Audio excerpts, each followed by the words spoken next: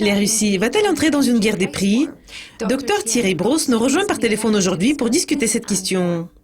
Thierry, dans vos recherches récentes, vous prévoyez que l'Europe sera le principal dépotoir pour l'excès de GNL.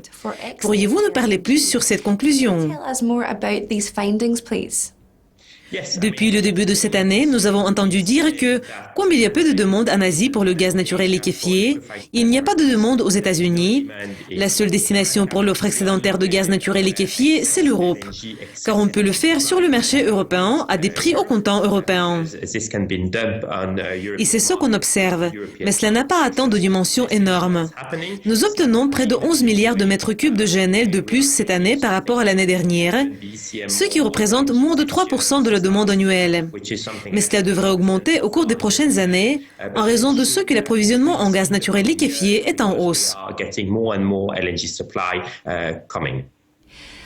Bien que vous ayez réduit vos prévisions de prix pour 2015 à 2020, vous avez gardé le plancher au niveau de 38 pence par terme.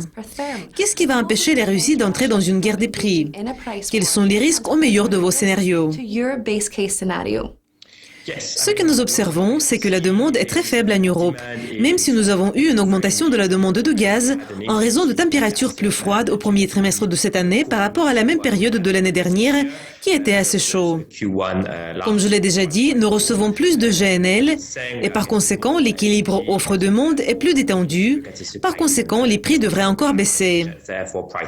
Ce n'est pas le meilleur de nos scénarios parce que ce que nous appelons un duopole comprenant la Russie et la Norvège, qui contrôlent 50% de la part de marché, est en mesure d'ajuster l'offre à tout niveau de la demande. C'est pourquoi nous avons le niveau de 38 pence par terme et il n'y a aucun sens pour les Russes de fournir plus de gaz lorsqu'on n'en a pas besoin, parce que par conséquent, les prix du gaz vont baisser. La deuxième question porte sur la guerre des prix. Nous le discutons depuis presque un an. S'il y a beaucoup de gaz naturel liquéfié, la Russie devra se livrer dans une guerre des prix. Il s'agit de la différence entre le volume ou la part de marché. Actuellement, il n'y a aucun sens de le faire. Comme je l'ai déjà dit, 11 milliards de mètres cubes de gaz naturel liquéfié de plus représentent seulement 3% de notre demande annuelle totale. Mais si nous avons une énorme vague de GNL en Europe, la Russie devra se livrer dans la guerre des prix. Il est également intéressant de noter que s'il y a plus de gaz naturel liquéfié américain, cela peut peut-être pousser les Russes dans une guerre des prix pour essayer d'empêcher ce gaz d'entrer dans le marché européen. Cela pourrait avoir lieu d'ici la fin de cette décennie et nous ne le considérons pas comme le meilleur scénario. Cette guerre des prix aura probablement lieu en 2020 s'il y a une offre excédentaire de GNL et si cet excès arrive en Europe. Vous avez parlé de la météo. Évidemment, l'hiver s'approche, mais les températures restent au-dessus de la moyenne saisonnière. Quel mouvement de prix et quelles conséquences prévoyez-vous à l'avenir? Nous avons déjà parlé au niveau de 38 pence par terme comme plancher, et vous avez absolument raison.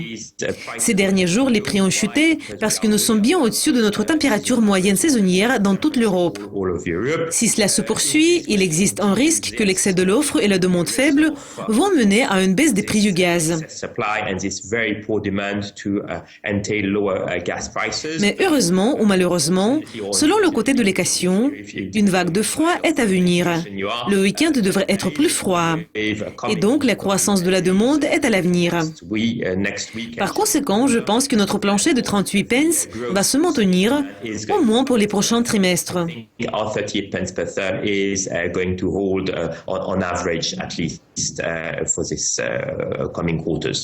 Thierry, merci beaucoup de vos commentaires.